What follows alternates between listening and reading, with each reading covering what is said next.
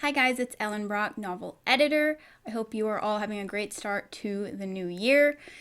In this video, we are going to be talking about intuitive plotters. This is the second video in my 4-part series that goes into the specific writer types. If you didn't see my original video on the 4 types of writers, I recommend that you watch that first because that will really give you a better idea of how well these tips might apply to you and whether this video is going to give you a sort of model that you can work with or whether it's really not relevant to your personal writing style.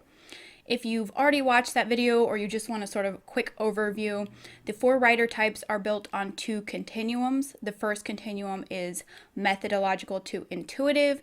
Methodological being writers who use scene structure, story structure, character arcs, methodology, and systems to create their stories. And intuitive being writers who use sort of a gut feeling or their instincts to craft their stories. On the other continuum, we have plotter versus pantser. A plotter is someone who plots their novel in advance to varying degrees, and a pantser is someone who sort of flies by the seat of their pants, especially with the first draft. They don't really plot or plan the story in advance. You might also say that they are a discovery writer. So those are the 2 continuums, and that's where we get the 4 types: methodological pantser, methodological plotter, intuitive pantser, and intuitive plotter. So today we are going to be talking about the intuitive plotter. Before I get into the tips for this type, I do want to say that you can sit between 2 types. You can even sit between all 4 types because they are on a continuum. So you're not going to be 100% intuitive or 100% a plotter. There's going to be some variation there, so you might need to pick and choose tips from the different videos for the different types based on what works for you personally. And also, of course, I can't account for personality and other factors, and so some of these tips just might not work for you for whatever reason, even if you do strongly identify with just one type. So please don't take these videos as prescriptive. I'm not saying this is what you have to do. These are just things that I've seen work for writers who do fall very strongly into these individual types. I do want to make a quick announcement that I do now have a Patreon, so if you want to help support the channel, I'll put a link in the description. I'll be doing a Q&A session there once a month, and you'll be able to ask questions about writing and plotting and editing in general, or even questions specific to your individual project. So if that's something that interests you, the link will be in the description.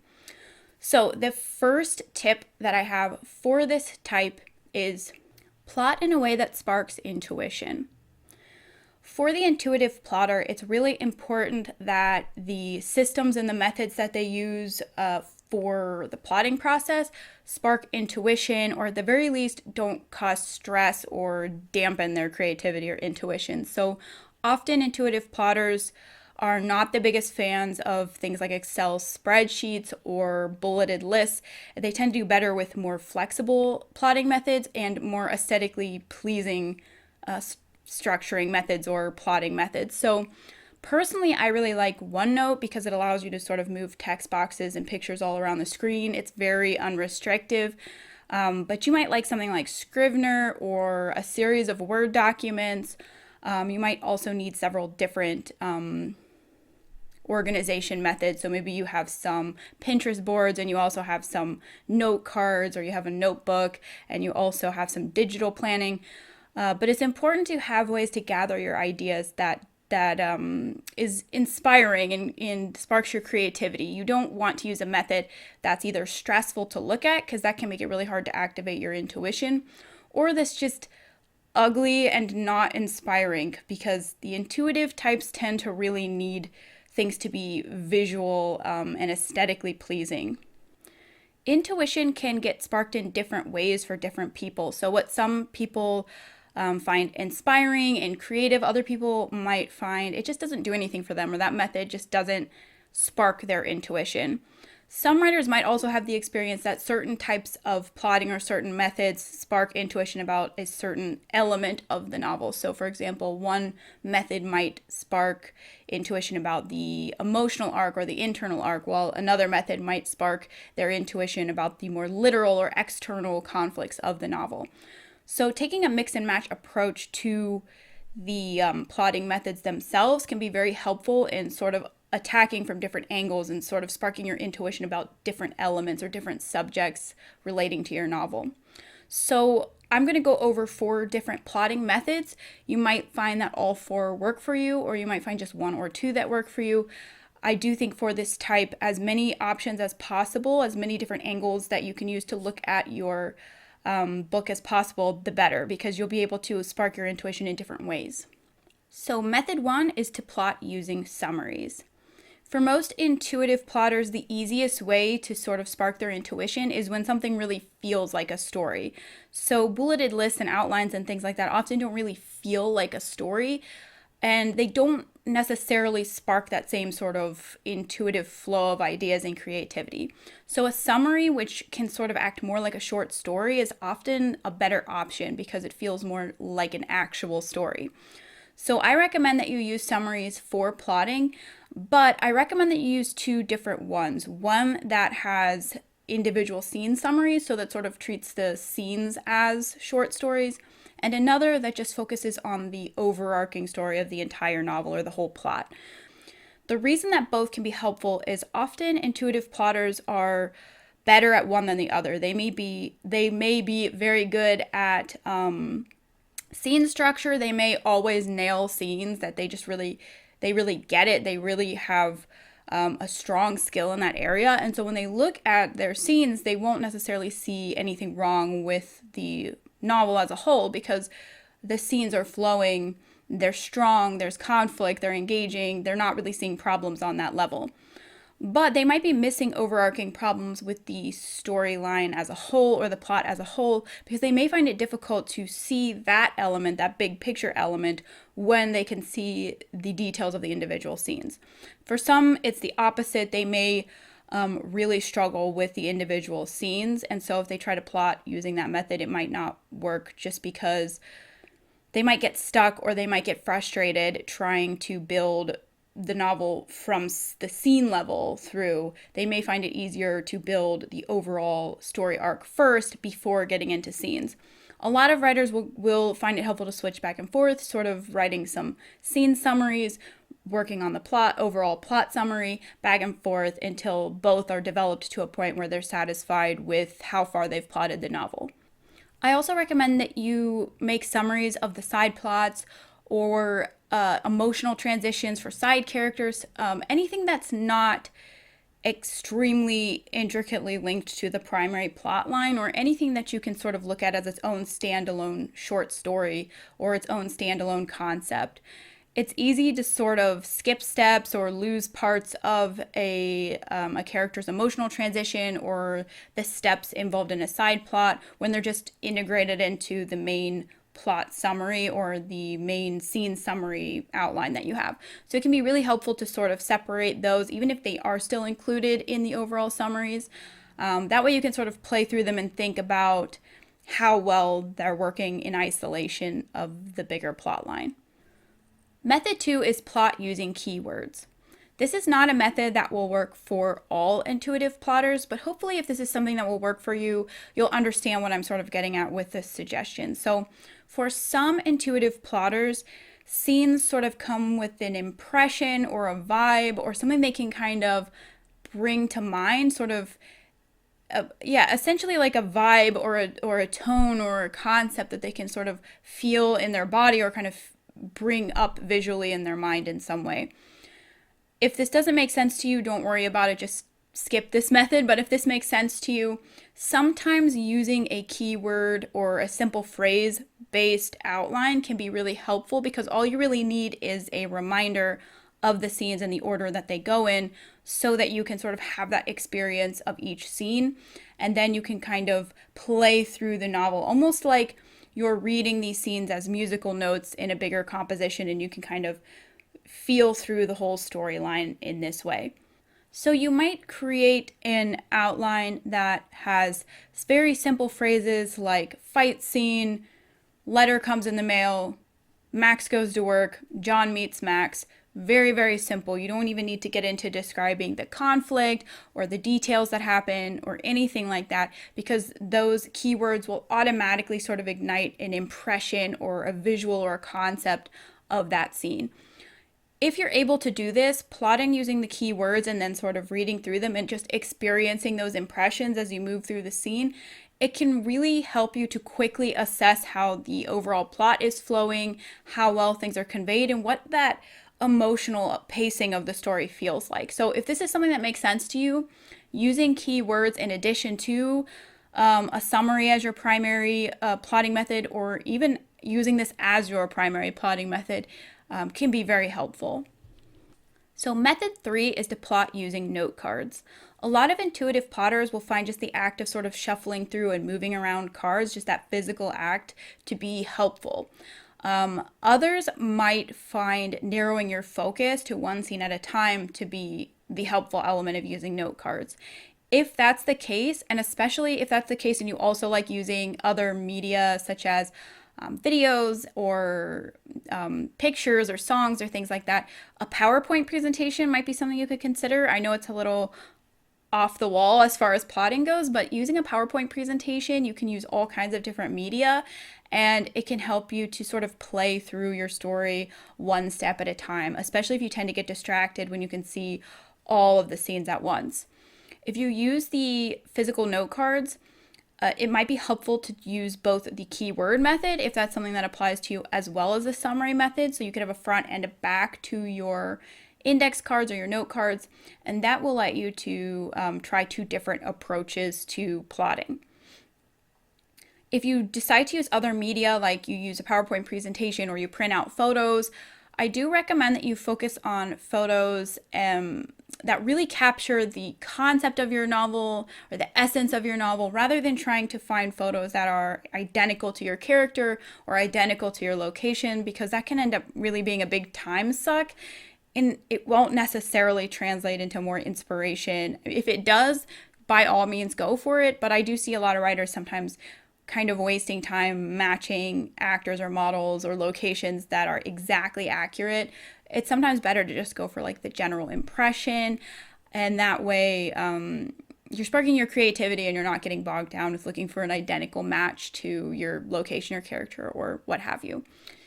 Some writers will find that this note card method works best for them early in the process, when they're first sort of writing down their initial scene idea, so they can kind of move things around and play with it. Other writers will find that this works best really late in the plotting process, once they have their overall plot summary nailed down and they're really looking to fine-tune the scenes and move them around. So you might play around with when you use note cards, because you might find that they have a very different purpose and effect if you use them early versus late in the editing process.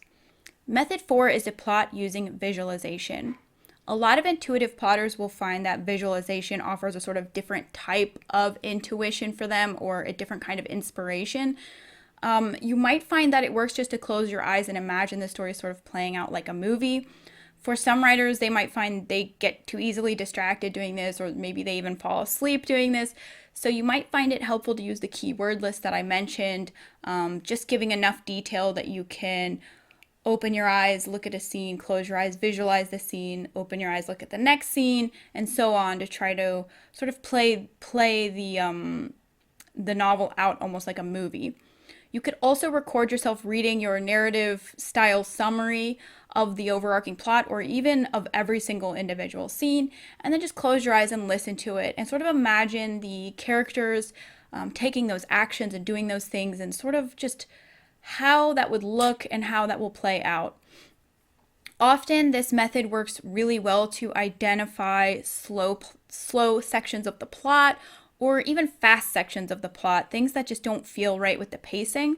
You might also find that when you visualize in this way, the character just doesn't want to take a certain action, or you might even see in your mind the character taking a different action from the one that you have plotted. So this can be a way to really dig into the story in a more visual way or a more emotional way.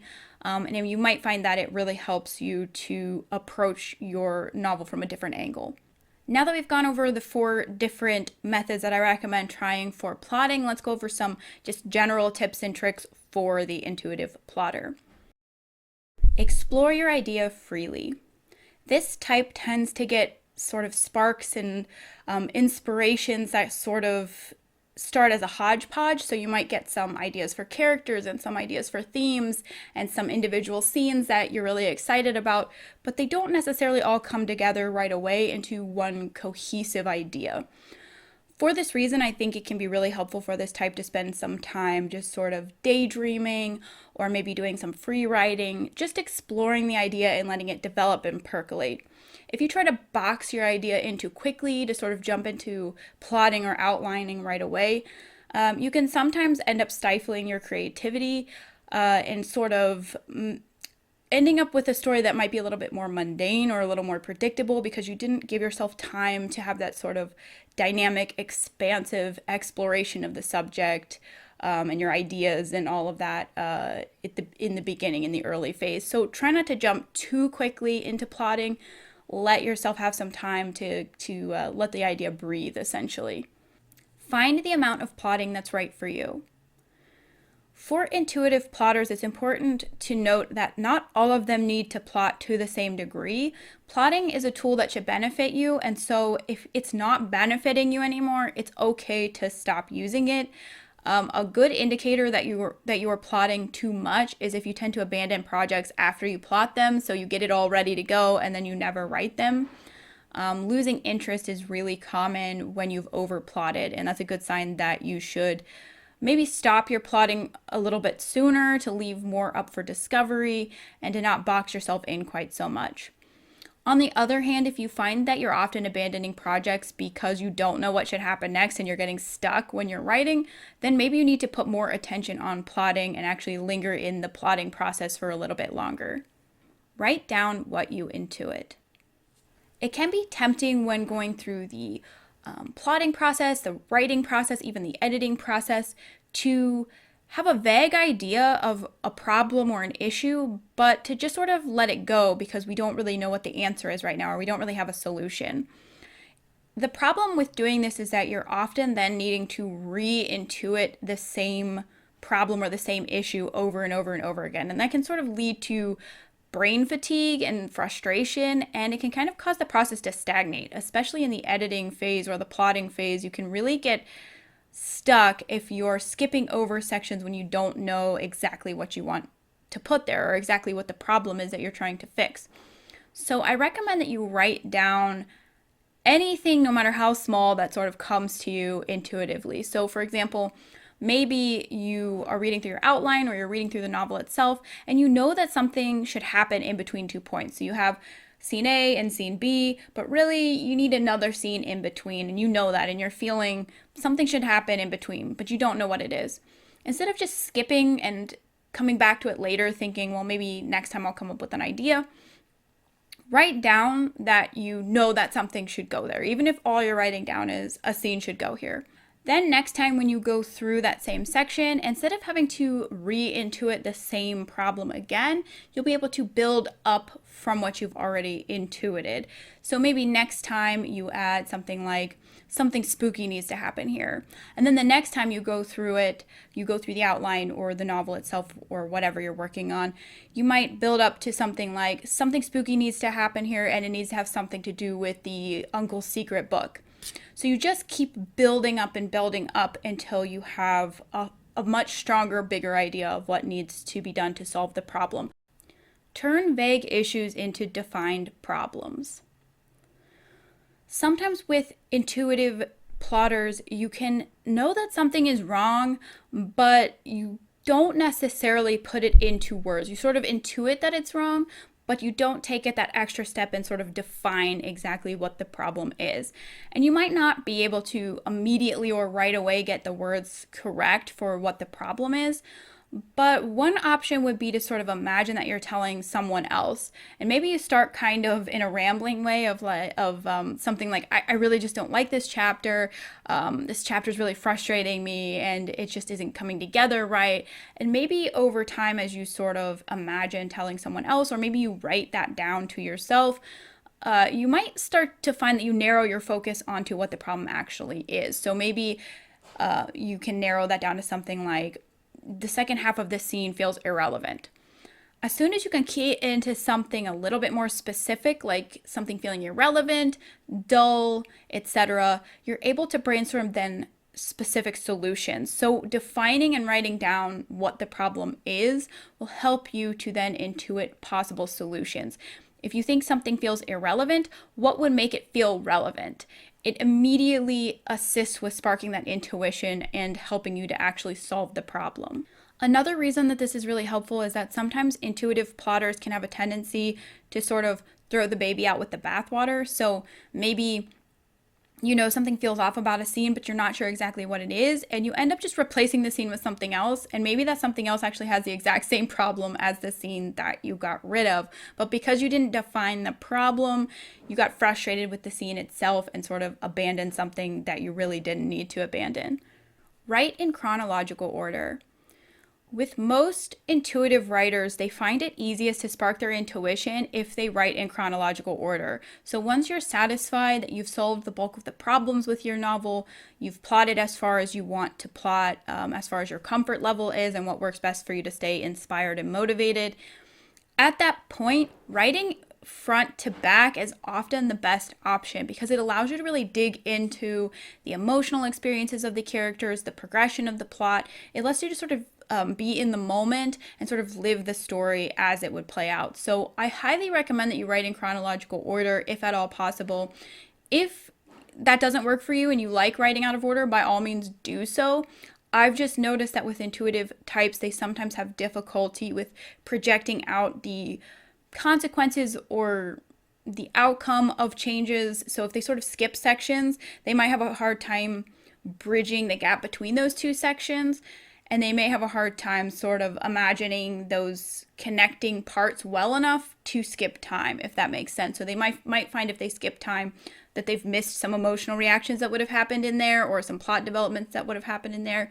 And that can ultimately make the editing process more difficult. Mainly, I find that chronological order helps with the emotional context for intuitive types. They tend to really need to dig into the character's experience, so that's usually the biggest benefit, but there can certainly be some plot challenges for some intuitive types if they write out of order. Allow yourself to deviate from the outline. No matter how much plotting and planning you do in advance, most likely once you dig into the novel and you're actually writing it, that experience of really bonding to the characters and really living in the world, it's going to change the plot. So try to be flexible with that. Don't stick too rigidly to the outline. I know it can sometimes be frustrating to deviate because it means you have to change a bunch of things, but you're an intuitive type, so if your intuition is telling you that you need to deviate from the outline, you almost definitely need to deviate from the outline.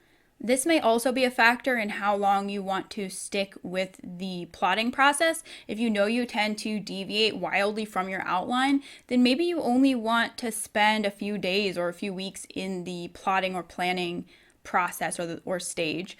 It's not necessarily going to benefit you to plot out each scene if you know that you tend to deviate in big ways, like changing the entire plot line.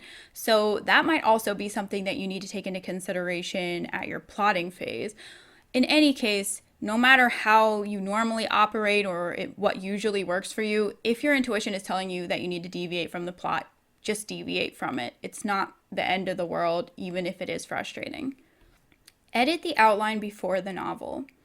Assuming that you did deviate from the outline or from your summary or whatever method that you used to develop the plot, update that after your first draft. So reflect whatever you changed in your first draft in the summary or outlines, and then go back to the planning phase again and sort of follow those techniques that worked for you. Visualization, note cards, PowerPoint, whatever worked for you in the planning or plotting stage. Update those note cards or files or documents or whatever you used, and keep tweaking them and use your intuition, because if you work from those summaries or note cards before you work on the novel itself, it will save you a ton of time. It's very, very, very difficult to edit a whole novel in the novel itself. It's very helpful to use other methods like summaries, note cards, outlines, things like that to assist you so you can edit that first before you start messing with the novel itself. Read the whole novel at once or in as few sittings as possible. One of the best ways to spark your intuition is to look at the whole story at once. And as daunting as it might be to read the whole book in one sitting, it can be extremely, extremely valuable in getting a good sense of the overall flow and rhythm and tone of the story. If you use some methodologies or you're somewhat familiar with methodologies, you could break the novel up into quarters and look at each quarter individually. Or if you don't do that kind of quarter system, or if you don't use a 3-act system or anything, you don't like that, you could break it up by location or by significant goal change. So that would really be if you're looking for ways to not have to read the whole novel in one sitting. But carving out an afternoon and spending 6 to 10 hours to read the novel straight through, taking notes, in my opinion, is a super valuable process. And even though it's very time consuming, you're going to be able to get really the best possible overall picture of how the novel is working by looking at it all at once. My recommendation when you do this is to either use a notebook or a separate document to take notes in, but absolutely don't change anything in the document, the story itself. If you start changing things in the novel itself, even if you're just tweaking a sentence here and there, or you just want to clarify a certain thing, you're going to get distracted, and it's going to be really hard for you to keep your focus on the overall plot line and to keep your intuition flowing. It's really going to put you into problem solving mode instead of just intuition creativity mode. So I recommend that you read on a tablet or something that's harder to edit so that you're not as tempted to start tweaking and making little changes, and then sort of take your notes in a separate document. You might want to do this several times, focusing on different things each time. I really like to focus on just the rhythm and flow of the story the first time. So how does the pacing feel? How does the emotional progression feel? Just those really big, broad, overarching elements. You might find really easily when doing this that, for example, an emotional beat is just completely missing. So you know that to get from this point to this point emotionally, this point needs to be hit, but you can just tell it's just not happening, because when you read it all at once, this sort of journey that's happening here, it just feels kind of awkward. It just doesn't curve gracefully and nicely. And I'm trying to put this into intuitive terms rather than methodological terms, which is why I'm being vague. So if you're frustrated by how vague I'm being, then you might be a methodological type, and you might prefer to watch my videos on the methodological pantser, which can have a lot of similarities to the intuitive plotter. So first, if you focus on this bigger picture flow, are you missing any big steps in the process? That type of approach to the first round of reading your novel. You might then want to read it again, focusing on individual scenes and taking notes on specific scenes. Again, not editing the scenes in that moment, but just taking notes. So eventually you'll be able to gather up notes that are both big picture and somewhat smaller picture. You don't need to go that small with this method. You don't need to get into line editing by reading the whole book at once, but I think it can be helpful to identify self-contained issues within scenes, because you still want to feel the flow of the story into the scene. The problem is if you take a scene in isolation, it might look great, but then when you read it in context, the flow just feels very odd. It doesn't, the previous scene doesn't flow into it, or it doesn't flow out of that scene into the next scene in a way that makes sense. So you really need to read it in context, even when you're looking at more self-contained issues with the scene, like tonal issues or logic even issues, plot holes, continuity issues, things like that. So I highly recommend that you take that approach for the early part of the editing process, because it will help you to really gather up your big picture issues and determine what needs to be done in a more efficient way. Polish front to back. So at this point, when you have nailed down all of the big picture issues, you've read the whole novel, you've written down your major concerns and things like that, you've edited in the outline or your summary or your note cards or however you find best, and you've nailed down all of your big picture things. At that point, you will likely find it the easiest to actually edit the novel front to back. So actually polishing chapter 1 and then polishing chapter 2 and so on.